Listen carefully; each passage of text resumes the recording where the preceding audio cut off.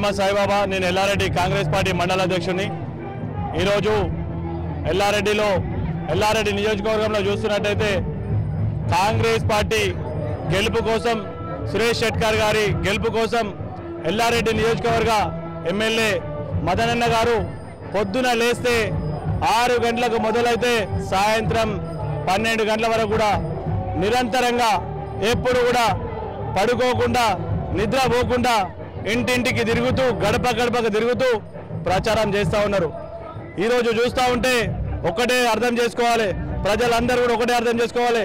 ఈరోజు ఇలాంటి ఎమ్మెల్యే మనకు ఎల్లారెడ్డికి దొరికినందుకు మనం అదృష్టంగా భావించి రేపటి రోజున మనం సురేష్ షెట్కర్ గారిని కూడా భారీ మెజార్టీతో గెలిపించినట్టయితే రెండు ఒకటి ఎంపీ స్థానము మరియు అలాగే ఎమ్మెల్యే స్థానము రెండు ఒకటే ఉంటే రేపు జరగబోయే రోజులలో కూడా రేపటి రోజున ఏది ఉన్నా కానీ ఏదన్నా ప్రాబ్లం వచ్చినా ఏదన్నా ఉన్నా కానీ మనకు అభివృద్ధి కావాలన్నా కానీ ఎమ్మెల్యే ఎంపీ ఒకటి ఉంటేనే మనకు అభివృద్ధి అనేది సాధ్యమవుతుంది. ఈరోజు మనకు ఎమ్మెల్యే కాంగ్రెస్ పార్టీ ఎమ్మెల్యే అభ్యర్థిగా ఉన్నారు. అలాగే రేపు జరగబోయే ఎంపీ ఎలక్షన్లో కూడా మనకు కాంగ్రెస్ పార్టీ అభ్యర్థి ఉండాలి.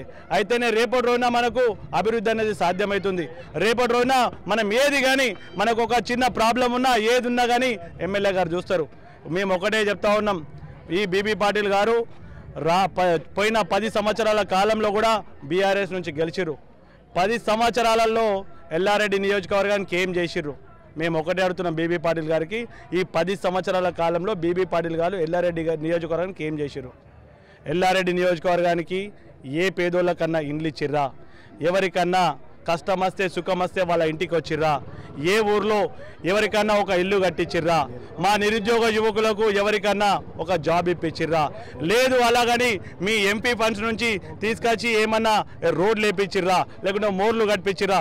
దయచేసి బీబీ పాటిల్ గారికి ఈరోజు ఎల్లారెడ్డి నియోజకవర్గంలో ప్రతి ఒక్క గ్రామంలో ప్రతి ఒక్క యువకుడు అందరూ కూడా ఒకటే చెప్తా ఉన్నారు, మేము తరిమి కొట్టే రోజు వచ్చింది బీబీ పాటిల్కి. మీరు కారు పంక్చర్ కాగానే కారులో నుంచి దుంకి ఇప్పుడు బీజేపీలో పోయారు. ప్రజలందరికీ తెలుసు, మీరు మీ ఆస్తులను కాపాడుకోవడానికి మీ సొంత ప్రయోజనాలకి మీరు బీజేపీలోకి పోయిరే తప్ప మీరు ఎల్లారెడ్డి నియోజకవర్గం మీద చిత్తశుద్ధి ఉండి మీరు పోయలేరని చెప్పేసి మేము ఈ మీడియా ముఖంగా చెప్తున్నాం. మేము రేపటి రోజున ఈ రాబోయే 13వ తారీఖు ఓటుని మేము బలంగా కాంగ్రెస్ పార్టీకి బలపరిచి మా ఎంపీ సురేష్ షెట్కర్ గారిని గెలిపిస్తారు. ఈ నియోజకవర్గ ప్రజలందరూ కూడా మేము ఎమ్మెల్యే మెజార్టీ మేము 25,000 మెజార్టీతో గెలిచినాం.